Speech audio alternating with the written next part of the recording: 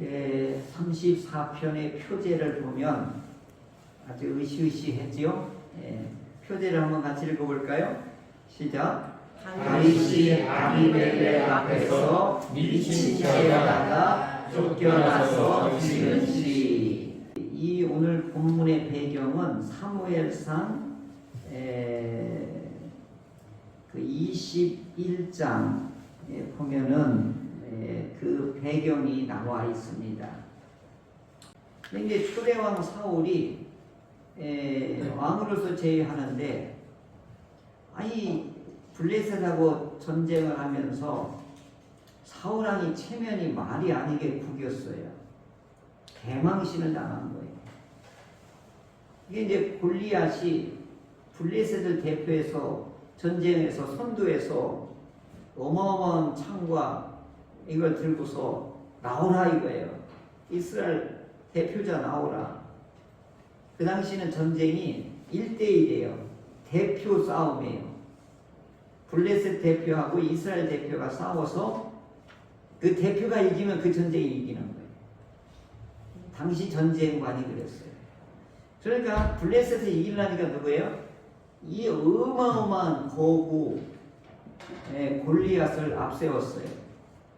그럼 이스라엘에서 가장 큰 사람이 이 골리앗하고 맞서서 싸워야 된단 말이죠.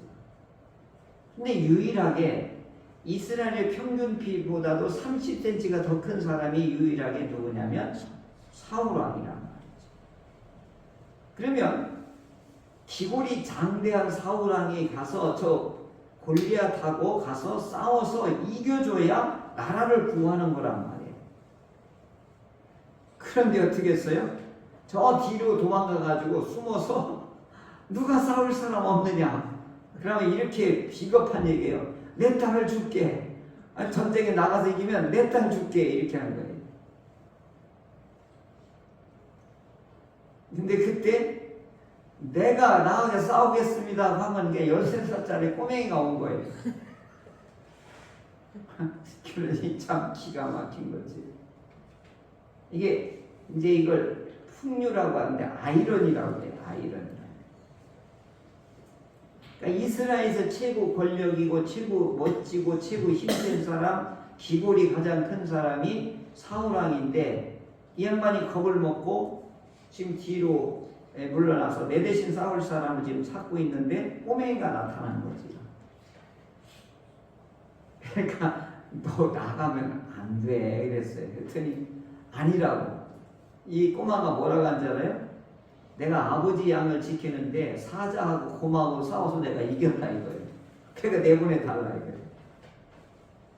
아무도 전부 이스라엘 사람 왕이 겁을 먹었는데 누가 거기 나가려고 하겠어요. 백성들. 아무리 청장년이 있더라도. 그러니까 어떻게 해요? 거기서 일단 사울왕이 왕의 체면이 말이 아니게 된 거지. 그래서 그러면 내 칼하고 내 투구를 쓰고 가라. 입혔더니 어떻게 해요? 투구가 치마처럼 몇 가지 내려오는 거예요. 그러니까 어떻게 해요? 이게 갑옷이나 투구에 의해서 움직이지 못하게 되니까 어떻게 해요? 다 벗어서 그냥 목동 차림으로 가는 거죠. 자유로운 몸. 그리고 돌하고 제구 이렇게 뭐죠? 양칠 때 이 가죽끈에다가 새총 만들 때 돌 넣어가지고 쏘는 것처럼 제구에다 이렇게 놓고서 탁 놓으면은 기가 막혀요. 제가 실제로 이스라엘 갔을 때 그 유대 광야에 갔는데 그 가이드가 온누리교회 집사님인데 그분이 성지순례는 성경의 땅에는 광야를 체험해야 된다고 그래가지고 배낭을 메고 광야의 길을 들어갔다 나오는 거예요.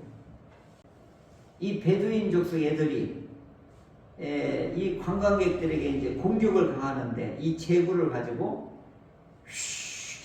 탁 던지면 가던 사람 앞에 돌이 탁 떨어지는 거예요. 사람을 맞추질 않는 거예요.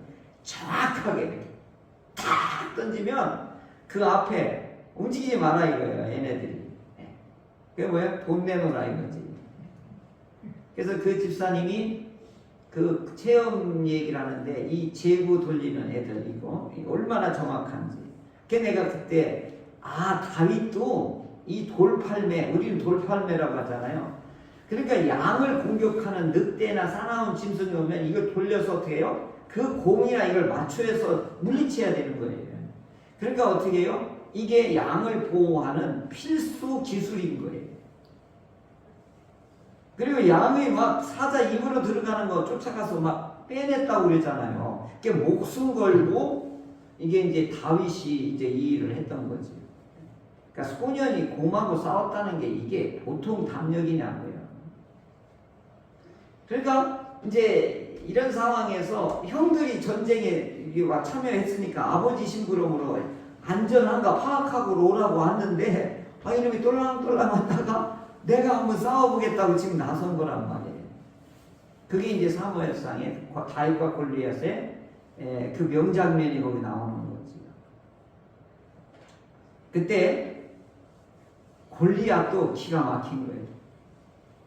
이스라엘에 싸울 놈이 없어가지고 꼬맹이를 내보라니까 골리앗도 체면이 어떻게 된 거예요?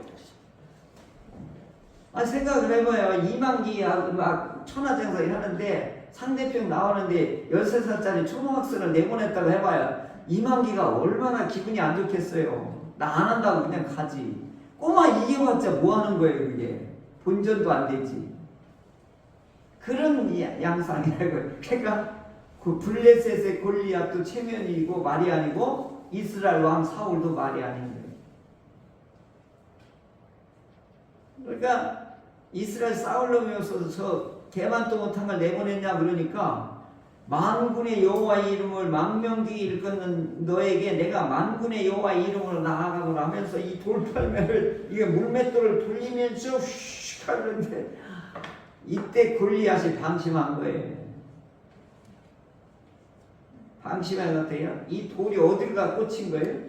급수에 가서 꽂힌 거예요. 한 방에 끝난 거예요. 그러니까 하나님의 풍류예요 이게. 하나님의 아이러니. 기가 막히게 하나님의 역설적인 이 계시의 방법이나 하나님의 솜씨는 우리 생각하고 차원이 달라요. 그래서 어떻게 해요? 골리앗이 3m나 되는 이 고구를 어떻게 목을 잘라서 장대에다 끼고서 이 골리앗 이 머리를 들고 갖고 오잖아요. 그러니까 그럼 끝난 거예요. 그럼 어떻게 해요? 블레셋 다 도망간 거예요. 왜 그래요? 꼬맹이한테 졌으니까 다음 선수가 오면 어떻게 해요? 블레셋 사람들 군인들은 더 겁을 먹고 분비백산에서 도망가는데 어떻게 해요? 이때다 이스라엘 군인들이 우와 쫓아가면서 다 죽인 거잖아요. 그래서 전쟁을 승리했잖아요. 자, 승리하는 데까지는 기가 막힌 하나님의 역사가 있고 그 믿음의 사람 이 꼬마 13살 정도의 이 다윗이 나라를 구한 거잖아요. 그러니까 어떻게 해요? 백성들에게는 국민 영웅이 태어난 거예요. 어떻게 해요? 13살짜리가. 뭐 김연아가 우리 피겨 처음으로 우승하고 나서 대한민국이 들썩거린 것처럼 다윗이 갑자기 국민 영웅이 된 거예요. 그러면서 어떻게 해요? 지나가는 데마다 이게 가장 무서운 게 뭐냐면 아줌마 통신이 제일 무서워요. 길거리에 앉으면 사울은 천천히고 다윗은 만만이야 막 이런 게 어떻게 해요? 다윗이 크지 다윗이 이겼지 막 이런 얘기가 국민 여론이 된 거예요. 그러니까 저 왕실에 있던 사울은 어떻게 돼요? 근데 이제 이렇게 이제 왕실에 다윗이 오니까 국민 전체가 시민 전체가 어떻게 해요? 막 다윗을 막 만만이요 만세를 하니까 이때 사울이 여기 쫌뽀가 되는 거예요. 위기감을 느끼는 거예요. 제가 저렇게 인기 있다가는 내 자리를 제가 차지할 수도 있겠구나. 그게 어떻게 해요? 밥 먹자. 왕 식탁에 이제 나하고 같이 살자. 밥 먹자고 하다가 갑자기 이 사울왕이 막 분노가 일어나서 칼을 냅대 다윗에게 밥 먹다가 칼을 집어 던진 거예요. 그냥 다윗에게 확 이 단검을 던진 거죠. 구살생으로 다윗이 피해가지고 날 살려라 도망 나오고부터 그때부터 다윗이 쫓기기 시작합니다. 그 이야기가 사무엘상에 나오는 거죠. 그런데 권력자의 무서움이 여기서 나오는 거예요. 이 꼬맹이 하나를 잡으려고 국가 권력을 다 총동원하는 거예요. 군대까지 동원하는 거예요. 그러니까 이게 참 내가 그거 보면 지금 우리 정치계에서 보이지 않는 막 그 치열한 그거 있잖아요. 이게 보인단 말이에요. 권력을 쥐인 사람하고 권력을 놓친 사람하고 이게 이제 완전히 이제 차원이 달라지는 거잖아요. 그래 다윗이 숲에 들어가면 이제 국민에게 뭐 현상금을 거는 거예요. 다윗을 신고한 사람에 내가 어떻게 막 도지사를 하나 주겠다. 막 이런 막 어마어마한 이것을 걸고 하니까 어떻게 국민 전체가 다윗을 찾아다니는 거예요. 숲으로 가도 쫓아오고 굴로 가도 쫓아오고 그러니까 어떻게 해요? 다른 나라로 도망가는 거예요. 근데 가드라고 하는 블레셋으로 도망간 거예요. 이게 또 기가 막힌 거예요. 블레셋에는 원수잖아요. 그죠? 우리 안중근 의사는 우리 의사잖아요. 근데 그 일본 애들은 뭐라고 해요? 테러리스트라고 한단 말이에요. 그런데 이 다윗이 쫓겨가지고 어떻게 해요? 블레셋으로 갔단 말이에요. 그러니까 블레셋은 잡았다 이제 이거지. 이제 복수를 할 계기가 된 거지요. 근데 이제 가드의 왕이 왔는데 이제 그 다윗을 알아보니까 어떻게 해요? 저놈 잡아 죽여야 된다. 이렇게 나온 거죠. 그랬더니 어떻게 해요? 나는 지금 왕한테 쫓기는 신세가 되었다고 하면서 어떻게 해요? 미친 채를 하는 거예요. 막 이게 거품 물고 막 발작을 하고 막 이러는 거예요. 이제 쇼를 하는 거지요. 그래서 어떻게 해요? 가드 왕이 이는 미친 놈이네. 이게 별 볼 일 없네. 그래서 놔주는 거예요. 그래서 구사일생으로 블레셋을 피했다가 거기서 구사일생으로 도망 나오면서 지은 시가 오늘 34편이에요. 배경이 참 오래 길었지요. 근데 이 배경을 알아야 이 시가 얼마나 이게 사무치게 다가오는지 알 수 있지. 다윗은 지금 무슨 신세예요? 도망자 신세예요. 그리고 아무도 국민 누구도 자기를 보호해 줄 수가 없는 거예요. 제사장한테 몰래 가서 제사장 떡 얻어먹었다가 제사장 전부 죽였잖아요. 다 죽였잖아요. 한 사람만 간신히 살아남아서 나중에 다윗 편에 와가지고 목숨을 구하고 이 사람이 제사장 가문에 그걸 혈통을 이어가잖아요. 그만큼 처절하고 집요하고 철저하게 다윗을 잡아 죽이려고 했던 역할을 했던 사람이 사울 왕이었던 것이죠. 그러면서 다윗이 이때 도망다니면서 피해 다니면서 뭘 고통을 해요? 육체적인 고통과 정신적인 고통과 그 다음에 그 영적인 고통이 삼박자 고통이 다윗에게는 왕이 될 때까지 매우 이 의인이 당하는 고난이 연속적으로 겪게 되는 거지. 그러면서 다윗이 겪는 고난과 고통 속에서 시편이 대량 생산이 되는 거예요. 그러니까 다윗이 영적인 이 시편과 그 다음에 이 감성적인 거나 음악적인 사람에다가 군인으로서 이분들이 이 다윗이 시편 150편 중에 73편이 다윗이 써. 그리고 예수님께서 십자가에 지실 때도 오늘 이 시편을 인용하는 거예요. 뼈가 꺾이지 않을 거다. 오늘 다윗이 신 시편을 그대로 십자가에서 돌아가실 때 예수님의 뼈를 꺾지 않는 것이 이 시편대로 응하였다. 이렇게 신약 성경에서 인용을 하지요. 자, 이런 고난과 극심한 쫓김 속에서 다윗이 오늘 뭘 이 시편에서 말하느냐 하는 것이죠. 인간의 고통에 민감하신 하나님, 이게 오늘 주제예요. 한번 따라 하실래요? 인간의 고통에 민감하신 하나님. 그러면 다윗이 이렇게 쫓기면서 곤고한 자로서 어디를 가도 하나님 없이는 자기는 살 길이 없으니까 어떻게 해요? 외적인 고통이 이제 신체적인 고통, 육체적인 고통이 이제 따르는 거죠. 근데 오늘 우리들의 몸은 무엇을 요구를 하냐면 3가지 이 욕구적인 존재예요. 그게 뭐죠? 먹어야 살잖아요. 그게 뭐죠? 식욕. 어떻게 해요? 또 성욕. 또 세 번째 뭐죠? 제일 중요한 게 있어요. 잠자는 거. 이거요. 이게 생명의 근원이에요. 이게 잠자는 거. 잠 못 자잖아요. 우리 몸 망가져요. 잠언에 보면 잠은 뭐라고 해서 하나님이 주신 복이라고 그랬잖아요. 우리 집사람 한 5년 동안 잠 못 자는 거면 다 망가진 거예요. 육체가 다 망가진 거예요. 그러다 우리가 무지해서 그냥 했는데 그 치유 잘 받았어야 되는데 좀 아쉬움이 있지요. 그러니까 오늘 우리들이 식욕, 성욕, 수면욕은 어떻게 해요? 채워지면은 이게 건강하게 되는 거예요. 근데 이게 잘못되면 어떻게 해요? 건강이 망가지는 거예요. 그게 이제 이건 우리 신체적인 고통이란 말이에요, 이게. 그래서 이 가난한 자가 이 배고픔의 고통은 말로도 할 수 없어요. 가난의 고통이 뭐냐? 먹지 못하는 고통이거든요. 그러니까 지금 여기 그 우크라이나나 그 튀르키예니 시리아 이게 보면요. 우리 북한 동포 꽃제비들 그거 영상을 보면 쓰레기통에 이게 밥알이 막 불어 터진 거 있잖아요. 그거 그냥 씻지도 않고 그걸 막 먹어요.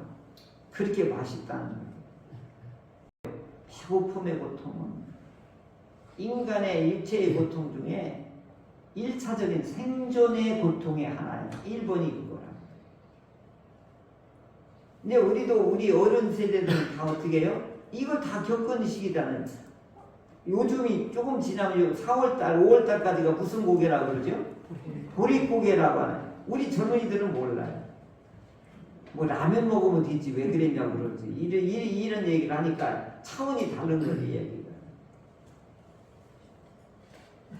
외적인 고통, 다윗이 쫓겨다니면서 이 배고픔의 고통, 목마름의 고통 이게 얼마나 심했겠냐면 가보면 알아요. 거기가 광야로 도망간 거 왜 그래요? 못 쫓아오니까. 거기 돌아왔다는 군인들도 죽으니까 거기는 뭐 그러니까 어떻게 해요? 광야 깊은 데로 가는 거예요. 그러면 물이 나올 데가 없잖아요. 그러니까 굴이 있어야 그나마 이 뜨거운 햇빛과 이걸 피할 수 있는데 근데 배고프면 뭘로 하잖아요. 음식은 뭘로 하냐고요. 그래서 광야는요 무서워요. 그리고 방향 감각을 못 찾아요. 왜냐하면 이게 동인지 서인지 몰라요. 그러니까 뺑뺑뺑 돌다가 죽는 거예요. 그러니까 양치기 이분들은 어떻게 해요? 이 표지 있잖아요. 그 지형지물에 뭐 하나 해놓고 하는 움직임. 그 다음에 두 번째 고통이 뭐냐면 내적인 고통이 있는데 내적인 것은 두 가지를 크게 생각의 고통이 있어요. 생각의 고통. 근데 생각의 영역은 선한 생각을 하는 영역이 있고 믿음을 하는 영역이 있고 그 다음에 우리 몸을 움직이는 의지의 사령탑이 있어요. 그러니까 선한 생각, 믿음의 생각, 의지의 생각, 지정의를 움직이는 이런 것들이 생각을 통해서 움직인단 말이죠. 이게 잘못되면 불신, 음란, 고집, 교만 이렇게 되는 거죠. 그러니까 선한 생각들이 있는데 이게 잘못되면 어떻게 해요? 이게 병이 든단 말이죠. 그럼 병이 들면 이게 이제 고통으로 바로 고난이 이어지게 되는 것이죠. 또 마음이 있어요. 또 마음의 영역이 있는데 이게 양심과 욕망으로 구성되어 있어요. 그 양심은 윤리와 도덕적인 삶을 자꾸 요구하는 게 양심이란 말이에요. 욕망은 뭐예요? 소유욕을 말하는 거거든요. 근데 요놈은 잘못되면 뭐예요? 채워도 이건 밑빠진 독이에요. 그래서 마음이 잘못되고 마음이 이 고통스러운 거면 이때 불안, 공포, 낙심, 시기, 탐심, 욕망 이런 것들이 활동하게 되면 이 망가집니다. 그러면 내적인 고통도 이게 외적인 고통 못지않은 거예요. 그러니까 요즘은 현대인들이 지금 먹고 사는 문제는 의식주 문제는 해결이 됐는데 오늘 우리 현대인들이 겪는 고통이 뭐예요? 전부 내적인 고통이란 말이에요. 자살률이 왜 이렇게 많아요? 배고파서 자살하는 사람이 있기는 있어요. 막 모녀, 막 연탄 펴놓고 막 가난해서 하는 분들 있지만 이 우울증으로 와서 자살하는 일이 급증하고 있는 거 있죠. 우리나라에. 이 고독사 이런 것들이 다 보면 이게 뭐예요? 전부 내면적인 고통으로 인해서 유발되는 사회 문제가 되고 있는 거예요. 이제. 그리고 영적인 고통이 또 있어요. 이건 이제 아까 말한 신체의 고통, 내면의 고통, 마지막 부분은 뭐예요? 영적인 고통이 있는 건데 영적인 고통은 뭐야? 하나님과의 관계가 단절되는 고통이에요. 그러니까 쉽게 얘기해서 축복의 통로가 끊어진 것을 말하는 거예요. 하나님의 복이 공급되는 선이 어떻게 차단된 거예요. 우크라이나 전쟁으로 인해서 러시아에서 우리 가스 공급이 안 되니까 가스비가 지금 막 3배로 올랐잖아요. 하나님의 은혜가 공급되는 것이 차단됨으로 인해서 오는 무서운 고통. 이게 뭐예요? 죽음의 고통이지. 이 고통으로 인하여서 하나님께서는 어떻게 해요? 민감하게 반응하신다. 우리 하나님께서. 그래서 치유의 손길로 회복하시고 의인들에게는 어떻게 해요? 지긋하게 하나님께서 천군 천사를 보내서 어떻게 하신다? 관여하신다. 이렇게 오늘 다윗은 자기의 그 피신하면서 도망다니면서 죽음의 위기를 맞이하면서 미친 채 하면서 이렇게 위기 속에서도 주를 경외하는 자들, 죽게 피하는 자를 하나님께서 어떻게 하는 거예요? 복이 있도다. 여기서 또 시편 2편에서 복이 있는 사람이 누구라고 그랬죠? 여호와께 피하는 자가 복이 있는데 이 다윗은 지금 이걸 경험을 하는 거예요. 8절에 보면 너희는 여호와의 선하심을 맛보아 알지어다. 그에게 피하는 자는 복이 있도다. 이것은요 다윗이 하나님의 은혜를 맛보고 경험하고 체험하니까 이게 시로 그냥 저절로 나오는 거예요. 그러면 너희 성도들아 여호와를 경외하라. 그러면 부족함이 없어. 막 이제 다윗이 이제 갑자기 막 뜨거워진 거예요. 그러면서 찬양하자. 막 이제 다윗이 이제 흥분하기 시작하는 거예요. 벌써 하나님을 찬양하자 그러면 인간의 고통과 인간의 탄식이 극복된 거예요. 할렐루야. 울면서 힘들게 교회를 왔던 분이 기도하고 나서 나갈 때 어떻게 해요? 노래하면서 나가요. 이게 비밀인 거예요. 이걸 맛본 사람만이 아는 거예요. 그러니까 여호와의 선하심을 맛보아 알아라 이거야. 다윗은 이걸 경험한 거예요. 그리고 나서 뭐라죠? 찬양하자 이렇게 하는 거지. 하나님을 맛보아 안 사람만이 입술에 뭐가 열매가 나오는 거지요. 찬양이 나오게 되어 있습니다. 여러분 부엌에서 아내와 부엌에서 콧노래를 부르며 찬양을 하면서 밥을 지으면 그날 밥 굉장히 맛있어요. 짜증내면서 밥 지으면 그날 먹고 가면 안 돼. 큰일 나요. 엄청. 근데 아내가 찬양을 부르고 찬송을 흥얼거려 하면요 집안 분위기가 완전 바뀌어요. 교회도 마찬가지거든요. 교회도 막 찬송 소리, 찬양 소리가 막 리드미컬하게 막 웅장하게 막 발랄하게 울려 퍼져봐요. 아, 이 교회는 은혜가 있구나 이렇게 되지. 그게 희한한 거예요. 찬양이라고 하는 것은 하나님이 가깝다는 것을 상징적으로 표현하는 거더라고요. 그리고 이제 18절에 보면 이제 드디어 나오죠. 한번 같이 읽어볼까요? 여호와는 마음이 상한 자를 가까이 하시고 충심으로 통회하는 자를 구원하신다. 아멘. 이거 기가 막힌 말씀인 거예요. 마음이 상한 건 아까 말했지요.